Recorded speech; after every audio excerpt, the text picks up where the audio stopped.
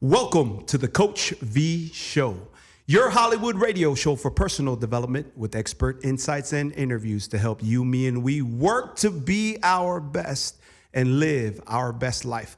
Offering for your consideration through some of my insights, but definitely through our featured guests, these success frameworks of behavioral models and life lessons that if you should find value in them, that you subscribe and deploy all over your life, leadership, and business. Here on the Coach V Show on Island City, where the beach meets the streets, broadcast from Dash Radio Studios, Hollywood, California. Today, I am super juiced, not just as a football fan, but also as a Niner faithful that we have in studio as our featured guest, Brother Manase Jesse Sapolu, a Samoan former American football player from the National Football League. He played both center and offensive guard and played his entire career for the Niner faithful.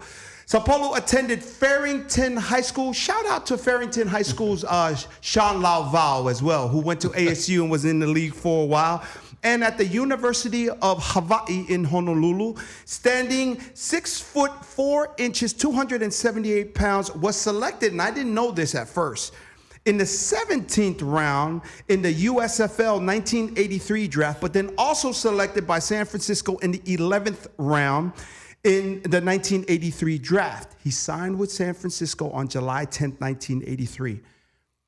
Manase Jesse Sapolu has 4 National Football League Super Bowl rings. He earned Pro Bowl honors both during my junior and senior in high school in 1993 and 94. Since retiring in 1997, Sapolu and his wife Lisa have lived in Southern California and remains active in the community as well as with the San Francisco 49ers alum. Sapolu has been an integral part of establishing the Polynesian Professional Football Hall of Fame, of which he is the co-founder, and he now runs Men in the Trenches MIT in California. Welcome to the Coach V Show, the legend, Jesse Sapolu. Thanks for coming on the show, brother. Good to see you, brother. Good to see you. It's been a while. It's been so long. Yeah. So, Big Uso, so many of us know about you. We love you for so many different reasons, but mainly because of the person that you are. To the community and to all of us who look up to you. What would you consider your starting point? And if there's anything that I missed in your childhood, where you grew up, that you'd like to fit in, please do so. Great to have you here on the show. Thanks for having me, Coach. You know, my starting point was when we moved here when I was a 9-year-old kid that didn't speak a word of English, you know. But I was introduced to flag football, and basketball was my favorite sport back in the day. You know, we all thought we would be Kobe Bryant back in the day. But it was a way of kids befriending me so that I could feel comfortable and start learning the language. Because, you know, when you come from Samoa and you couldn't speak, you know, a word of English, it's challenging, you know, and there's insecurities that happens when you come from just from an island that doesn't have a lot of cars or one airplane you see every other week to America. It's a challenge, and it can you know, give you a lot of insecurities. But through sports, it allowed me to fit in comfortably at an early age. So that was my starting point. So you know, people ask me all the time, what do you think about in the locker room before you go out and play in the Super Bowl game? You know, I think about how in the world did I end up here? You know, but we're people of faith. You know, my parents were ministers that spread the gospel. So they never really paid attention to my coming up in the sports world. No, you know, they never went like today's age where all the parents follow their kids around. They go from state to state at different camps. My dad was never that way. You know, I was on my own. My sisters would come and support me every now and then because he felt like as a minister, if he came to my games and doesn't go to another child that's in our church, that's their family is a member of our church, it's not fair to that family. So he stayed home, but he always felt like the power of prayer was the blessing that I was going to receive. And the great thing is I truly believe that too. and I never held it against my dad for not coming out and supporting me. So even as a professional, he saw me play one game. It was a Monday night game, and that's because the game was on Monday night. It wasn't on Sunday. And he's got a lot of minister friends that are fans that say, "Hey, we want to go to a game. Your son's playing. Can you get us tickets?" It's the only game he flew up north to San Francisco. Was a Dallas Monday night, my rookie year. And I tell the story, there's an area where the players park, and it's full of Mercedeses and Porsches. Yeah. And here comes this 8-passenger van full of ministers and park in my parking slot because, in Samoa, God is first. And that's the belief system that I try to hold on to and carry myself that way. Yes, sir. So that being your starting point, talk us through where you grew up here in the States and some of the schools and the neighborhoods you grew up in. Please, Jesse. Well, what a lot of people don't know is we came here for a year and a half when we moved from Samoa and went to 232nd Elementary in Carson, and then played flag football at Scott Park. That's now named after a Samoan, James Foisia Park. Yeah. So it was James Foisia that called up my mom and said, "Auntie, bring Jesse. We're having tryouts for flag football." And that's when my career started taking off. And then after a year and a half, we moved to Hawaii because my dad was called to be a minister there. Yeah. Grew up there for 14 years. And didn't leave Hawaii until I got drafted by the 49ers. Then came to San Francisco. Wow. So Farrington High School. So while I was at Boise State, there was a kid at Farrington, Sean Laval. You two, oh my goodness, just a beast. Like, are there any other Farrington guards and centers that came out as big and as fast as mobile as you two? Yeah, there was another one that played at UH that was drafted by Jacksonville. Okay. But he passed away. What is his name? But he was an NFL guard. Yeah. We've had Mario Farafehi, who played with the Denver Broncos. He's a Mario. Farrington. Yeah, Mario's a Farrington. Yeah. And Mario came through the JC system in Snow, I believe, right? Yes. And then went to Kansas State. I went to Kansas State. And then won a Super Bowl with the the Broncos. Denver Broncos. Yeah. Right. So Mario's I didn't know he was a Farrington guy. Yes. And of course, my senior year, we had 4 guys that ended up playing in the NFL. Wow. Myself, Nico Nonga, Yes. Pete Noga, and Nu'u Fa'aola, who was a running back with the New York Jets. You guys were all Farrington We're guys? all Farrington Seniors? guys. I was a senior when they were Younger? They were young. Nico was a junior. I did and not I think know Pete that. was a sophomore, and Nu'u was a freshman when I was a senior at Farrington. And yet we're not mentioning the one first-team All-American guy that came out of Hawaii was Al Nonga, who ended up playing against me with the Minnesota Vikings. So really we had 5 guys in the NFL from that 5-year stretch coming out of Farrington High School. Yep. And so you grew up in downtown Honolulu? Where did you grow up? I grew up in Kalihi, on School Street. That's where my dad's church was. So I grew up there. Very humble beginnings, but those are the moments that I think about to keep my feet on the ground.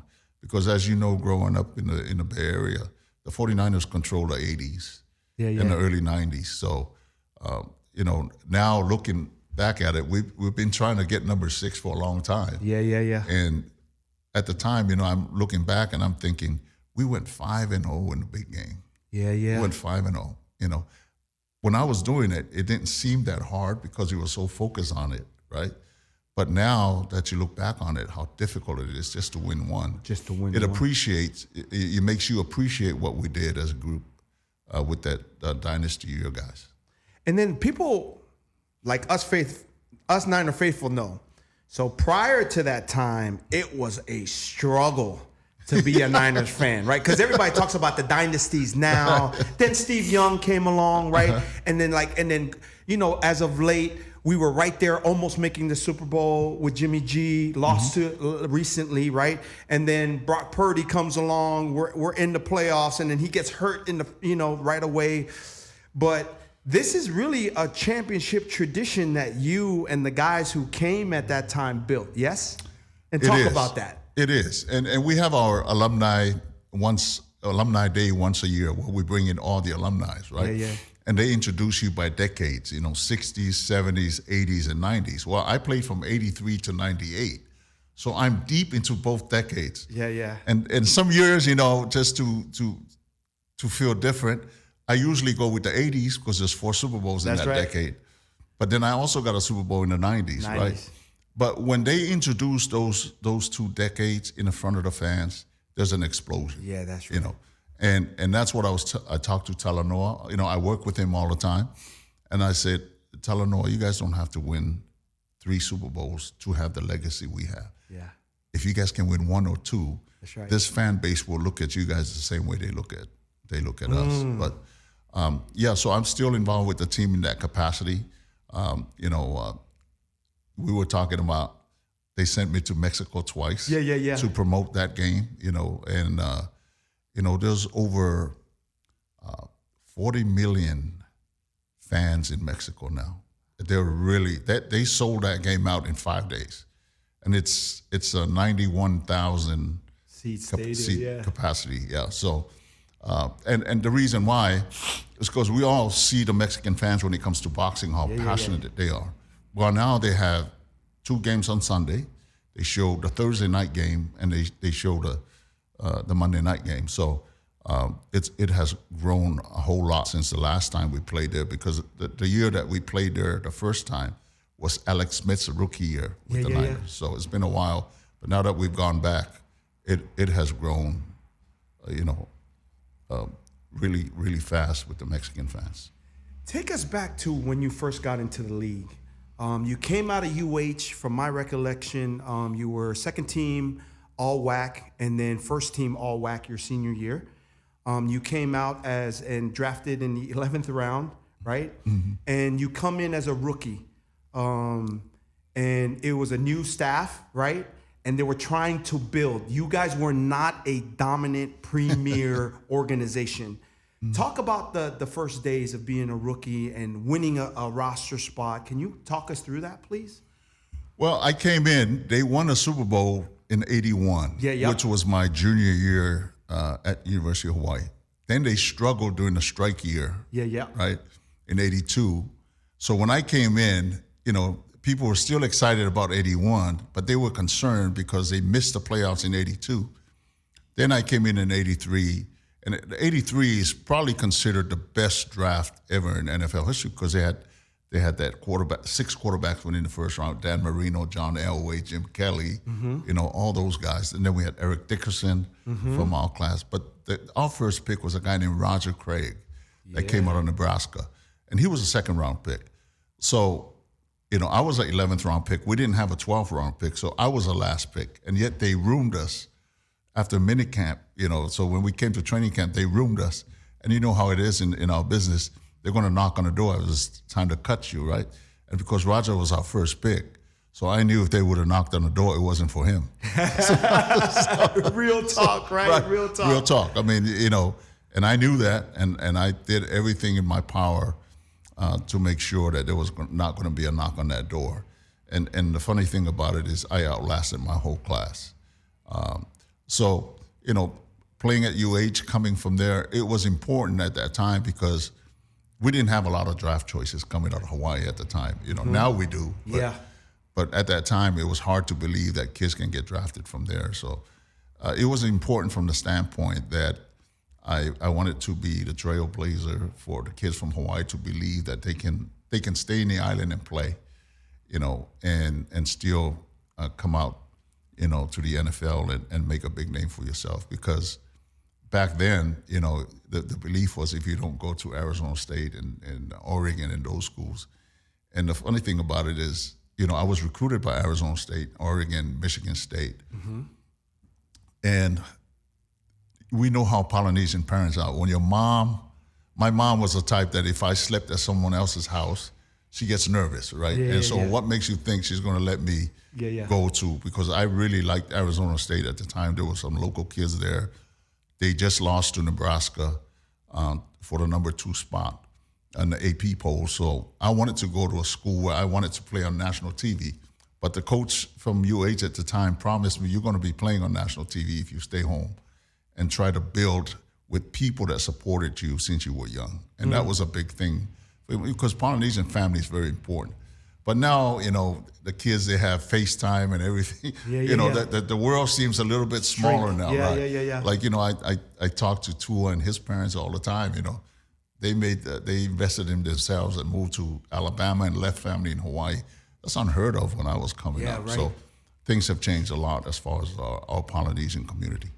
And so I know Talanoa's father, and then I got a chance to see that you are integral in making those connections. So it was after Tua and those guys played in San Francisco that you took the time to go, hey, you connected the families, and the dad just raved about you, how you make sure that you connect the Polynesian families. Talk about that and what you feel like is your role there. Well, my role is Polynesians are family to me. People don't understand that whether you're Samoan or Tongan, when you come into the NFL, when I played, there were 4 of us, and they went up to 5 to 6. It falls back down to 4. Now we got almost 100 Polynesians in the league. So say that again, Jesse. So 100? We got almost 100 in the league, and we got close to 1,000 in college. When you talk about Division I, Division I AA, Division II, there's kids all over the place. So, and being a part of the, Talanoa played in the Polynesian Bowl. Yeah, that's how fast. Yeah, from SC. From right? SC. Yep. So he played, but at that time he was in high school, coming from, because he grew up in Corvallis. Oregon, in Oregon. So, and then the dad and I, because I still work for the Niners with the alumni, as an alumni coordinator, the dad and I hit it off. And Talanoa is such a, our kids are very, very humble kids. And I don't want to jinx it, because nowadays, like DeForest Buckner, he makes $19 million a year. Talanoa is going to, his second contract, because he just made All Pro, it's going to be up in 8 figures. And the thing that scares me is, because of social media, it's very easy for these kids to say, we don't need our Polynesian culture, our Polynesian upbringing. We don't need it. Which is, it's true, right? But there's something that's worth a whole lot more than money. And it's where you came from, the roots, the respect, right, that we have on how we carry ourselves outside of the football field. Because now, you sneeze with social media, people will find out what you did, compared to when I was playing. If you did something wrong, the 49ers would bring you in. They would bring the police department in and lecture you. And so you get another chance. Now these kids, it's a great time to play money-wise, but it's also, they got to be careful with every little step that they take, because everything is scrutinized now. Yeah, the level of scrutiny is definitely gone up. Shout out to Talanoa. He's out here training in San Diego with Troy Polamalu, another great, and we look forward to him having a great year this coming year. So talk about the Polynesian Hall of Fame. Talk about your thoughts on that, how you guys started, and I mean the level of players that are now being inducted into that Hall of Fame, and the people that came off from Hawaii, St. Louis High School, playing in the league. I mean, it's just elevated how people see us, not just as athletes, but overall. Talk about how you started that and helped co-found that. Well, I've been going to Samoa, been going to Australia and New Zealand to do camps. We even went to Tonga with Vi and Reno to do camp. That was a great experience. Reno Mahe and those guys, We had a great experience. But so during those camps in Samoa, June Jones went with us, and we were just talking on a school bus as we were traveling from school to school. Who was the first Polynesian to ever play, right? Well, we found out there's a guy named Al Lolotai in 1947. I never knew that. 1947. The first 49er team ever was 1946. So, as in the first year of the 49ers organization, the Polynesian went to the Redskins the very next year. And then we started talking about people that played in the 60s that went to Michigan State, like the Baba Pisas. Oh, yeah, the Jim Nicholson, like this is the 60s. And yet when I was coming out, in the early 80s, I just mentioned my mom wouldn't even let me come to California Arizona to play. And June was like, now that we have, 60, 70 kids in the NFL and, close to 1,000 in college, and this was like, 8 years ago, it would be a shame if you guys forget about the people that were pioneers in this thing. And I totally agreed. And June looked at me and goes, I think you should take on the project. You should be the guy. Hey, here's the idea, but I'd love for you to make it happen, right? So the excitement lasted for a little bit. Real talk. I knew it was going to be a challenge. But I also knew that if I didn't step up, who's going to step up? Who's going to do it? Because some of our kids that are playing are too busy, And so the great thing about it is I knew a marketing company that's familiar with Polynesian football that does charities for a lot of the coaches, like Nick Saban. They do a charity for Patrick Mahomes. But they travel with us to Samoa. And I'm like, so how am I going to, go about doing this?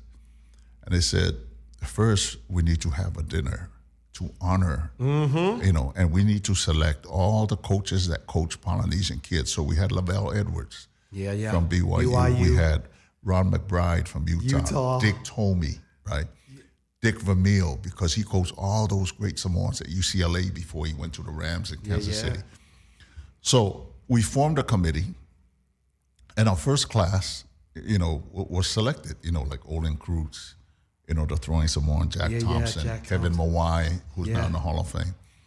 And, I took my name off of the ballot because to start something off, I didn't want to go in with the first class and people say, is that why Jesse formed the Hall of Fame? He can go in? Especially our people. Come on, people. That's how we talk. Right. So I took my name off the first ballot and then we selected the first class. Now, the marketing company said to me, Coach, we want to have a banquet at the Sheraton in Waikiki, but we're going to charge $250 a ticket. Right. I'm Polynesian, man. You charge $20 a ticket, man. That's people will talk about you, right? That's corporate. Right. They're talking real corporate, real talk. Corporate. Real talk. Yep. And that's what made this thing solid and made it, last, right? Because the first year we had 350 people show up for the dinner. Yep. And I'm thinking, we're lucky if 40 Polynesians will pay 350. I mean, 250 for the ticket. The last 4 years, it's been over 1,100 at the dinner. That's what I'm talking about. But the great thing about it too, Coach, is that our kids make a whole lot of money now that are playing in the league. So even if they can't make it to the dinner, they still donate. $3,000 a table for them is like, the money these kids are making, it's like $300, right? Yeah. And then they say, Jess, I apologize, I can't be there, but my family will come fill my table. Yeah. So selling the tables is like, I'm not saying easy, but it's like automatic now because all of our kids are buying their tables on top of the sponsors that we get from Hawaii. Some of the sponsors, like Microsoft stepped in. I don't know if you saw, it was funny because I was laughing about it and talking to my kids about it. Because during the Super Bowl Sunday, they showed a commercial of me and Talanoa. Microsoft did. Of Talanoa saying, I'm going to go have an interview with my uncle. I'm like, man, we're on Super Bowl Sunday. And as it got closer to the game, they stopped showing that commercial. But I tell my kids, at least I made the pregame shows. Baby. But so those are the type of things that we're doing. And then, I started feeling comfortable with that for the first 3 years. And then the marketing company said, Jess, how do we connect the future and the present to the past? Yeah. We want to do an all-star game. Right. So the first year, we streamed it on Facebook. Yeah. And we did, we did it local TV in Hawaii, right? And then the second year, what happens, those kids come back and they shared their experience. And I'm telling you, because my Pro Bowls were in Hawaii. Yeah. The gear that we give these kids and how they get treated, it's not too far away from how they treated us as Pro Bowlers. The only difference, they don't get a check like we did. Yeah. But it's unbelievable seeing, 16 and 17-year-olds But there's a lot of things that we share. Our culture. We send them to PCC. They practice at Kahuku one day, and then they have a feast like the umus and all that stuff. So we share the culture that way. And then they tour Pearl Harbor. And some of our African American kids, you know, when they see how many black lives were lost, they had no idea. They had no idea. So they come back on the boat with tears in their eyes. And of course, then they practice the haka on the beach where all the tourists are watching. And then they perform it on TV at the game. So and then we went to CBS Network. They signed a 3-year deal with us because they saw all these hits on social media. And then the NFL, you know, we approached the NFL about it. And they said, you know, on a per capita basis, we have close to 100 Polynesians compared to our population. You know, we have the biggest representation. And Roger Goodell in his office said, okay, we're going to take on that project. So we signed a 3-year deal. With it's the only high school all-star game that's on the NFL Network. Yeah, that's right. So it's nothing for us to boast about, but it's something that we know that there's a higher power involved in this because, you know, it's very easily Goodell going to say, you guys' numbers are still low, you know. But for him to take it on, and we kind of followed a little bit of our, you know, African-American community because they also televised the HBCU All-Star Game. Yeah, that's right. And then we kind of brought our presentation in and they took it on. So great job. Very exciting times. Yeah, great job on that. So we're closing down the show here with your shout outs, whoever you want to shout out, and any future projects that you'd like to talk about on the show that you're really excited about. Well, we have a big Polynesian Bowl Combine in Vegas. Okay. Over 500 kids. We do it so that kids come in and compete. And we signed a contract with 24/7. You know, when I was coming up, who are these people? What do they know about football?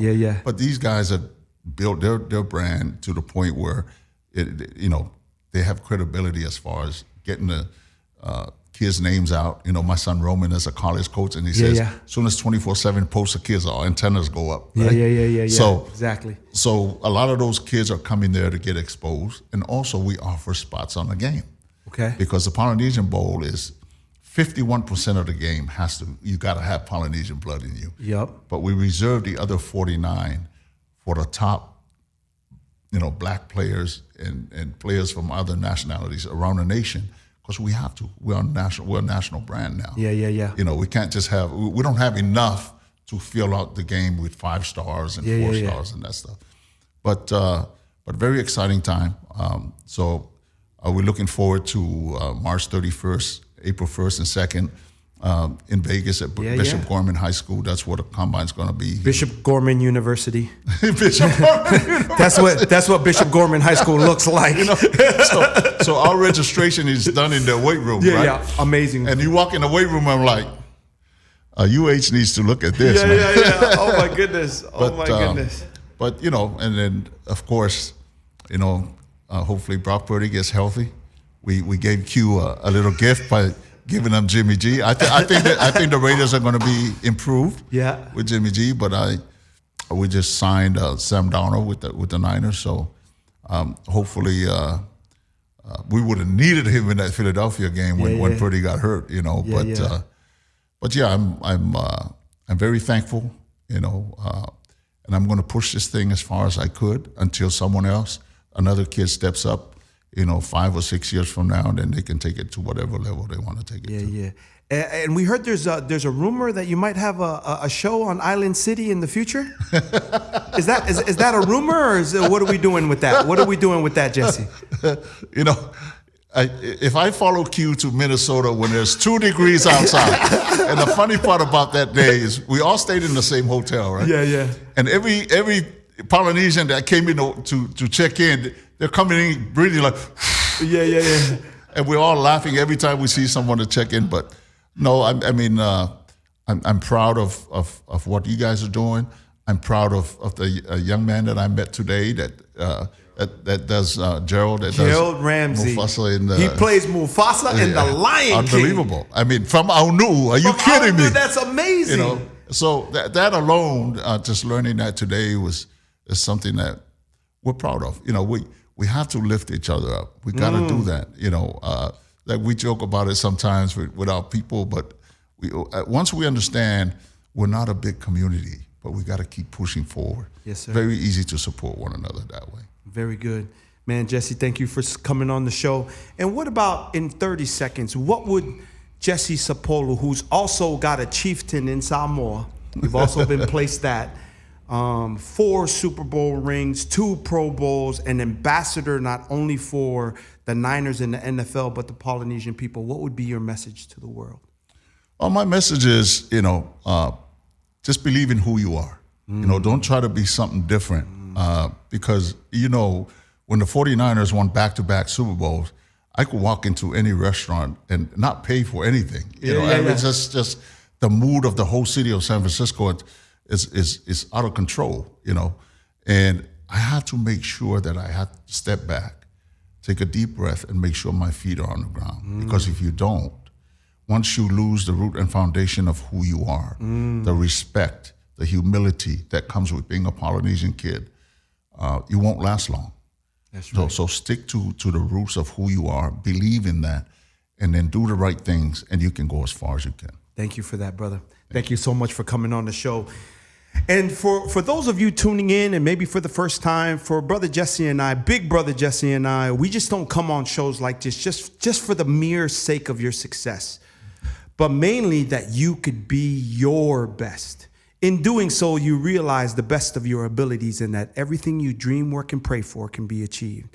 This is how Big Brother Jesse, your boy Coach V, lives, all about faith and family, grateful for God's amazing grace. Until next time, from right here in Dash Radio Studios, broadcast and powered by the Island City Media Group, where the beach meets the streets. Big Jess here, my boy Q, and everybody on the Island City family. We will see you next Mana Motivation Monday. One love, mad respects. Live it. Choo!